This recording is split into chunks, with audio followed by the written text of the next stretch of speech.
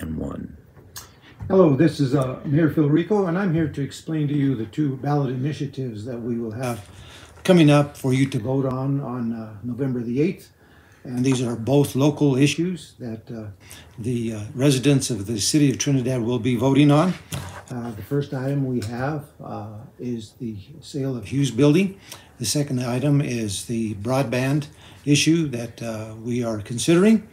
And starting off with the Hughes Building, the Hughes Building is a building that has been used for municipal purposes in the years past. And the reason why we have to put it as a ballot initiative for the citizens to vote for is because it was once used as a municipal building. It used to be used for the power and light department. And that is the reason why we have to have it as a ballot initiative for you to vote on. If it had never been used as a city building for any particular purpose, we could have just went outright and sold the property to someone. And the whole idea behind this is that building has been owned by the city for many, many years, and it's just sitting there. And if we can sell it, what we could do with the funding that we receive from that would be to put it back into so that we can purchase other property around the city for other purposes. So it's really, really important that we are able to utilize those funds to be able to, as we are trying to expand the different opportunities that we have here in Trinidad. It requires, funding.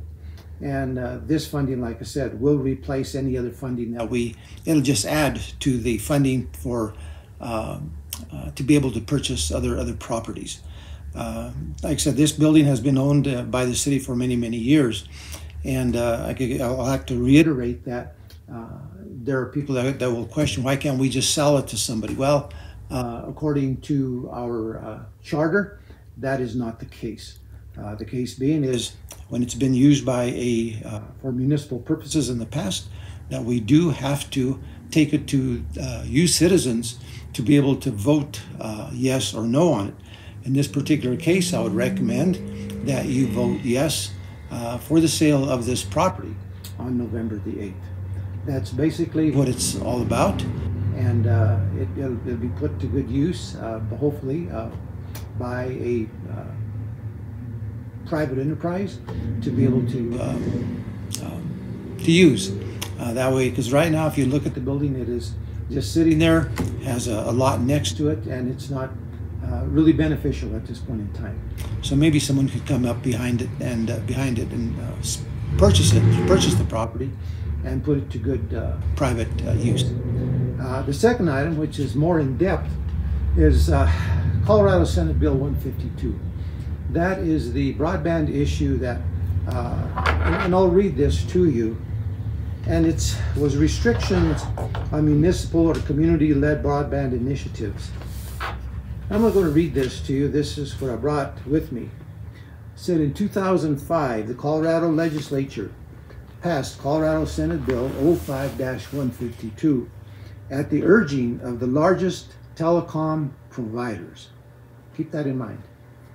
This took away local government's ability to compete with the private sector within the broadband marketplace, including high-speed internet, telecommunication, and cable services. In essence, the law prohibits the use of municipal or county funds to be used to improve local broadband infrastructure and service. As we all know today, the world is changing. People, businesses, even residents, like I said, residents and businesses are requiring better internet services, broadband services, especially your local governments, your hospitals, police departments, fire departments, ambulance departments.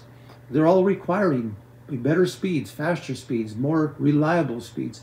And that's been one of the problems that we've had here, is that, you have to pay for what you get. And, it's pretty costly, especially for a business, to be able to afford some of these additional services. So here's what it really does.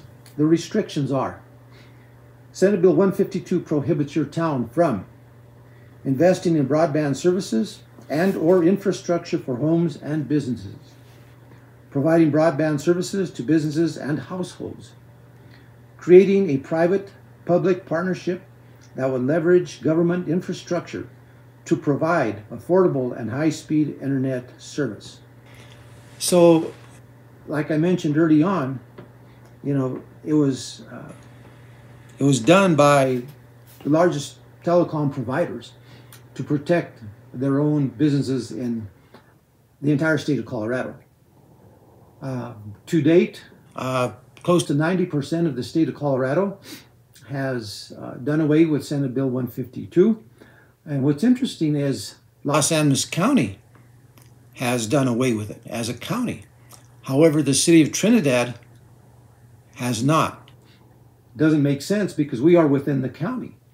So what really is it's interesting is that in order to, we as a municipal government, we have to do that for the citizens of Trinidad.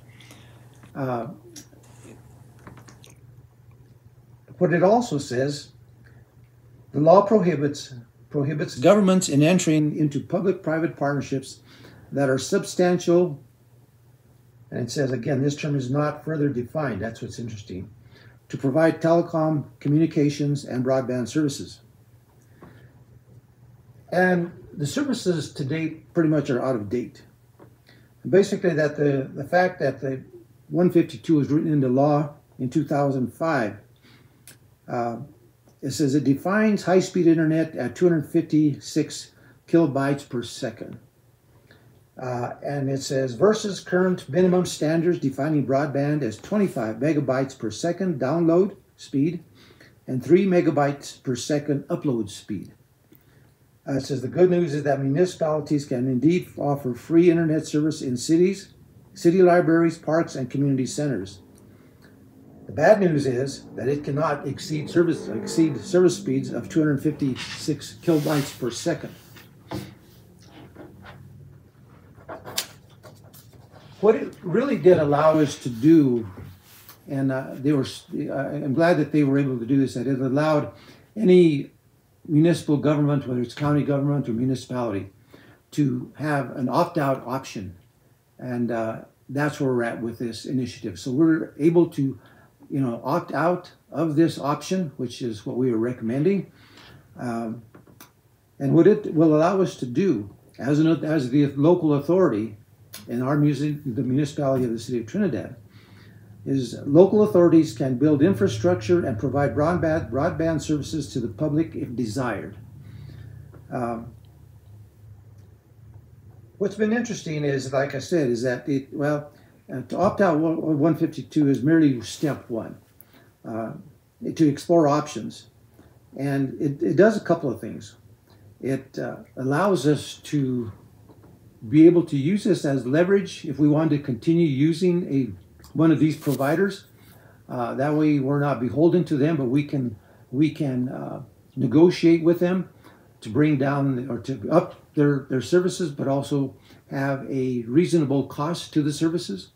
And that's really important because, for instance, myself, at my home, in order to get the speed that I need as mayor when I'm doing internet connections with some of the with some of the meetings that I have to attend to, I have to have a higher speed. So it's costing me, like as in my residence, like $85 a month for my service. For businesses, it's of course quite a bit higher, and that's the interesting part of it.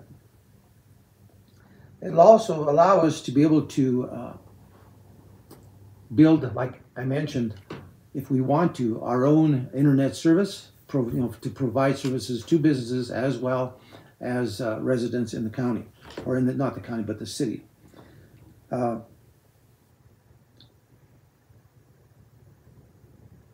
says, why opting out is necessary.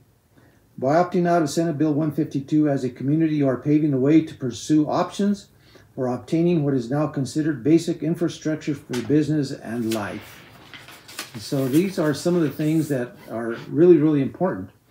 And what's more important is, like I said, it says right here, I mentioned 90%. It says right here that more than 60 communities have opted out of Senate Bill 152 since November of 2015, with an average yes vote to opt out in the 80 percentile. So that 80% shows that the residents of all these municipalities or county governments have recognized the need to get out of Senate Bill 152 so that the local municipality or local county government can negotiate for better service. Because like I said, the lower speeds that they're showing here are ridiculously low.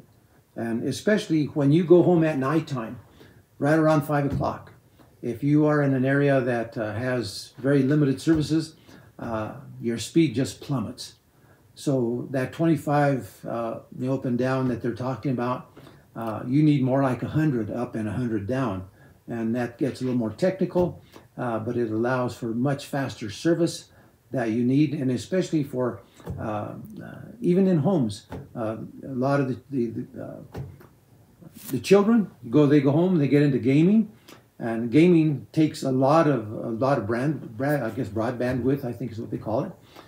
So what it does is it slows down everybody else in your immediate area. So putting a faster service would not we would not have a problem being able to get on your internet service and having good speed, especially if you are a business or you just want faster service. So, like I said, this is really an important factor that we're going to be dealing with, and I'm asking you as the citizens of the city of Trinidad to really consider voting yes on both initiatives that we have coming up on November the 8th, and they will be beneficial. Voting yes would be beneficial for all of us.